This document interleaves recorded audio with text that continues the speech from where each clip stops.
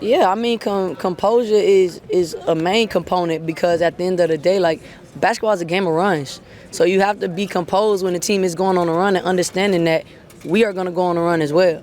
We know your mid-range game too has just been so lethal, throughout this entire season. Is that just something that you've always just been, kind of working on that mid-range game, or where does that sort of greatness there kind of come from? Yeah, I mean, I've always been a mid-range shooter since college. I just think I honed in on it a lot more when I got to the W because, we all got a role to play in the W. So you got to make sure whatever you're good at doing, you got to become great at doing.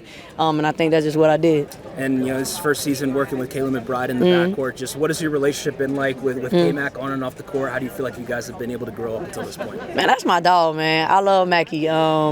Playing with such a great player like her, such a knockdown shooter, her energy, her effort, the way she bring it, I mean, like you said, it's a problem. So we in the finals, right? Yeah, so exactly. That alone speaks for itself. Yeah. But then on this team, who isn't your dog? Everybody my dog. That's why we here. People don't understand chemistry plays such a huge part in just getting on this stage because it could be one person being an energy vampire and it could mess up the whole vibe. So energy is important. You shared that anecdote during the Connecticut series about how you and Cheryl talked about that tough regular season game you had and you walked out the door saying, "They'll never be me again." Yep.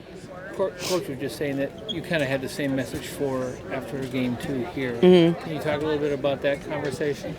But she said that you and she talked yesterday, and you were like, "We're not going to have a finish to a game like we had." Yeah, for sure. Just in the locker room, just kind of telling my teammates like, we can't give in hard. We knew that game was going to be hard. Like, and the way we came out was just not. It wasn't us. It just wasn't us. We knew New York wasn't going to just lay down. They weren't going to go down 0-2. They didn't want to go down 0-2, but we had the opportunity to do that. So, yeah, like you said, just the conversation in the locker room is just let's not be the ones that give in to hard because hopefully that game don't come back and bite us because we had the opportunity. It won't, though, because we're going to win, too. Don't worry about it. Everybody focuses on the way the first 2 games ended, but like Fee was saying, it's kind of the way the first 2 games started. 100%. It's the start. As you can see, we creating this pattern of just digging a hole and then fighting out of the hole, but using all our fight to get out of the hole. Now imagine we don't get in the hole and we still got some fight. It's a completely different game. So I think our mentality is not digging that hole for ourselves so early on in the game. Thank you. No problem. Courtney, what's the biggest impact of having these next 2 at home?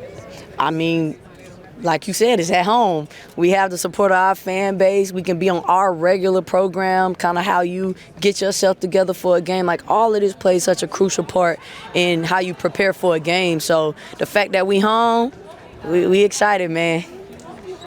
Is there anything, like, when you think about home games versus away games, like any special challenges that people might not be aware of? Like, besides the obvious, like, your fans are here, your fans are here, but is there anything else that people don't realize? For sure, your routine is thrown off. Like, the routine that you have when you at home where you can wake up and now I can go eat the breakfast that I usually eat. I can go cook me a meal. I can, like, all of these things you can't do when you on the road. You in a hotel, so room service, like, it's different factors that play a part.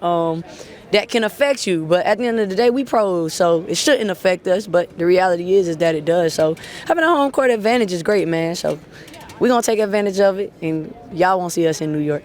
As the head of this snake offensively, how do you get teammates going and this team going early so that you're not fighting out of that hole zone?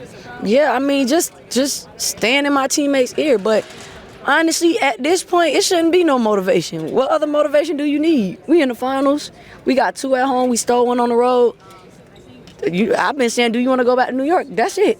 That's my motivation right there. That's what I've been saying to all my teammates. Do y'all want to go back to New York?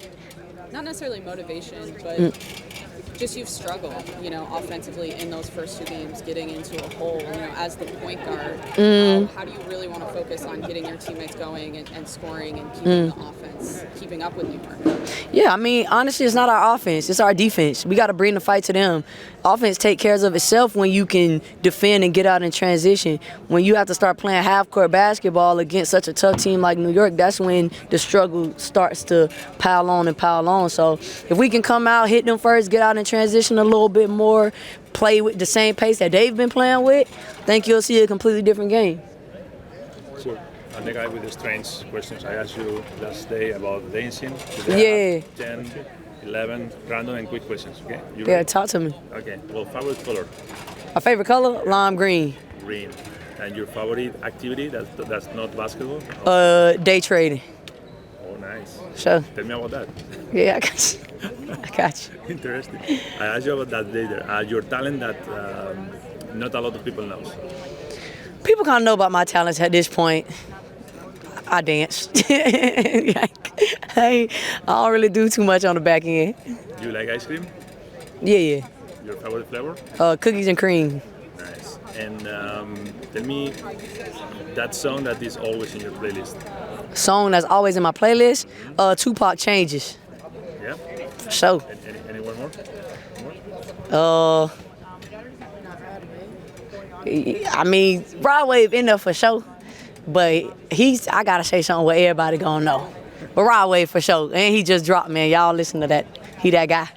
Tell me the last thing you bought for you. Last thing I bought for me, Yeah, for you. honestly, I just bought me some clothes.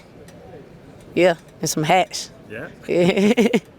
Okay, the superpower you'd like to get. I wish I could teleport. I'm so sick of riding on planes, man.